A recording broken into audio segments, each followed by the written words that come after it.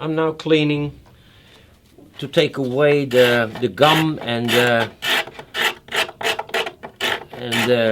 the chalk, because you cannot glue on that. It's not possible. It will move easily because gum is water connected. So if you put water on it, so your glue has water, it will keep for a while and then it's gone. So I need to clean it.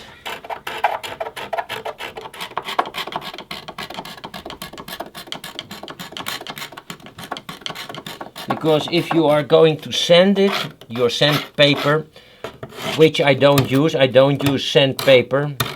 It's made in it is made in Swiss, and it is made of a very strong linen, and that has a much longer time in use than paper.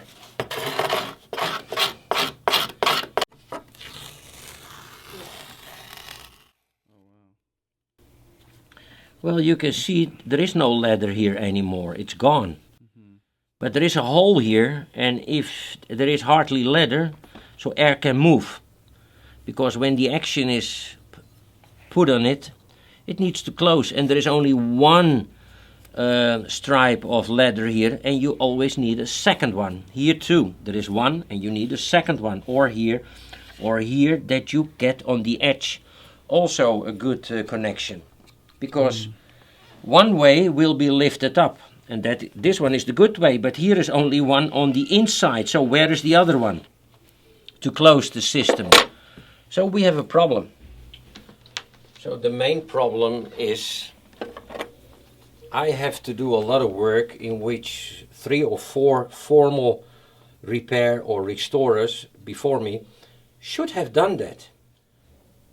We always have to look further than only the problem you think that is announced by the owner. I'm now cleaning all that, and then I can... Oh, by the way, these knives are now left-handed, but can be used right-handed too for other types of work, because I have them in right and left-handed.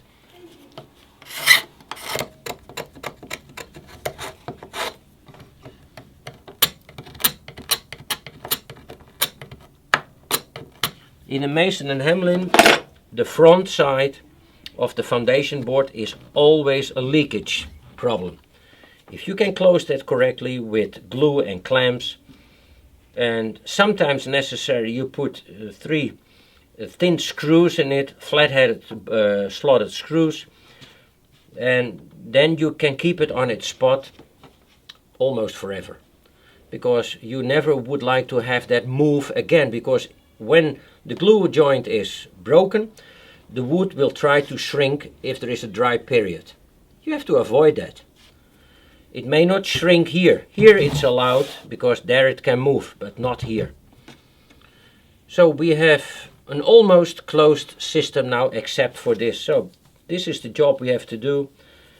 We can take, it's by the way glued with hot glue, probably made of bone or flesh or the skin from animals. If you only can determine that with of course under microscope, but we don't need to know that here in this instrument. This is not a museum instrument. It's an instrument that needs to work for every concert.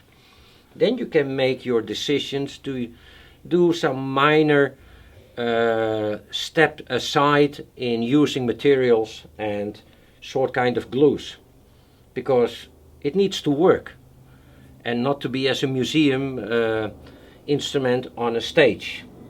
People will go away because they will ask the lady or woman or man who is playing, why are you pumping so fast? You cannot say, I want to go home. Anyhow, oh, by the way, there is something nice in this instrument too, because it has also a system that called pedal point, that you can play with a key downwards in the bass, and with 2 hands you can play in the treble. But it also has 2 special levels levers, I need to say, that can hold the swell and hold the grand jeu or full organ knee swell downwards. And that means you don't need to use your knees at that moment. But you can also unlock that, you can lock it, you can unlock it. So this instrument is specially prepared for more music than only a psalm or a hymn. This one is specially used for the music from what was his name? Arthur Birth, eh? That's it, Arthur Birth. Because he's using the pedal point, but he's also using the specific sound of this instrument and the features it had, like the automatic swell. So in that sense said, you can use the instrument as a very expressive instrument, but you need wind, and wind is only available when every leakage is gone. So in that sense said, well, it would be a nice instrument if it comes back to life. But anyhow, we are busy with cleaning this part, and then we can put the new leather on it to show you a piece of that leather. That's also nice.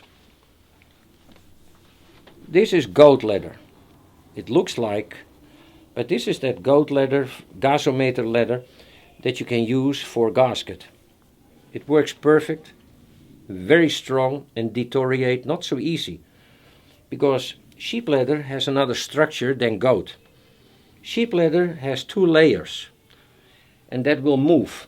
Goat leather, till 25 years ago, was very expensive because there were hardly goat farms. Now we have in Europe so many goat farms, the leather is the same price as sheep leather. So in that sense said, we are happy that we can use the stronger and better leather.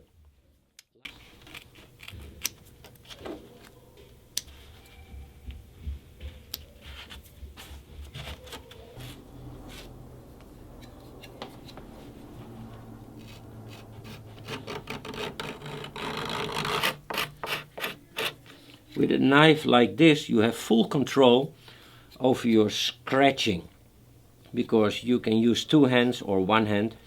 You can push or light push or just let it flow over the wood. So you cannot go deeply, because you only need or want to take away the glue.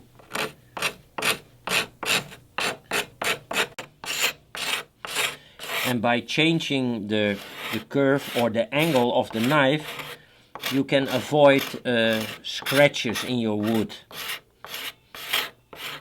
And still the old drawing lines you can follow, in which the maker in 1916, because that's the moment this instrument was made, you can follow all these details from the maker.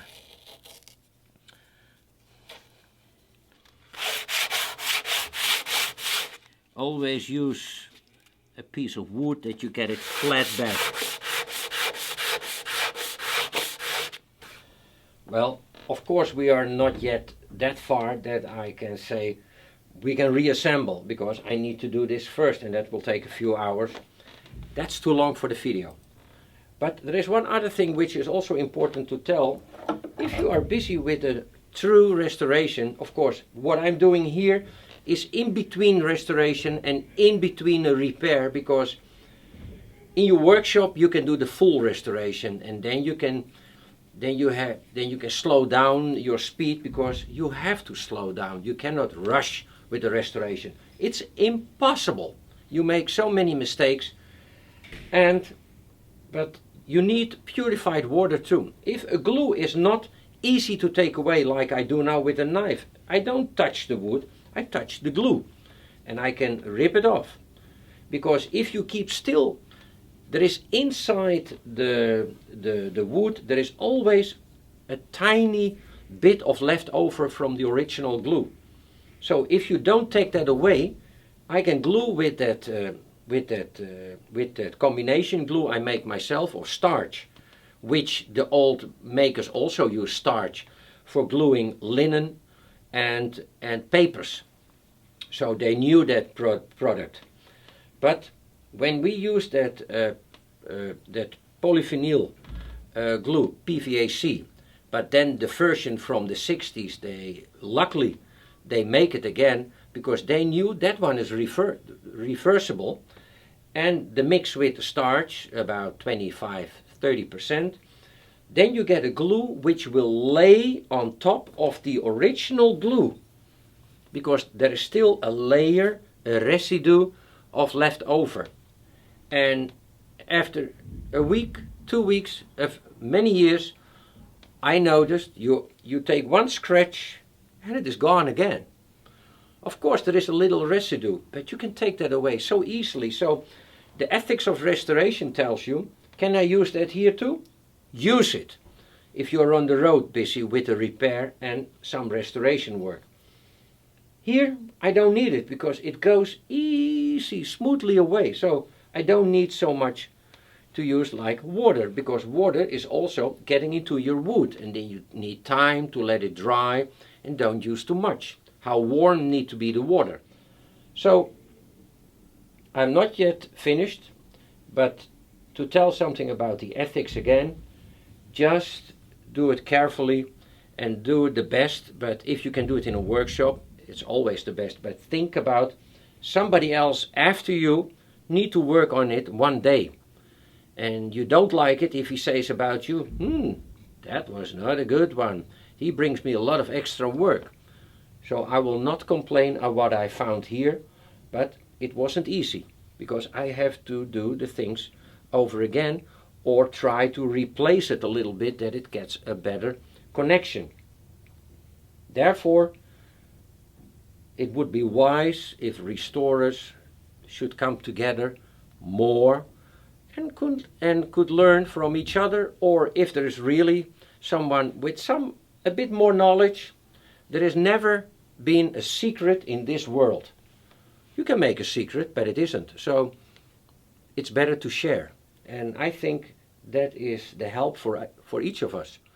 You need to share with other restorers to make the best thing you can do for clients, because you don't like them to go away to an electronic instruments. Nothing said about electronics, because you need them too.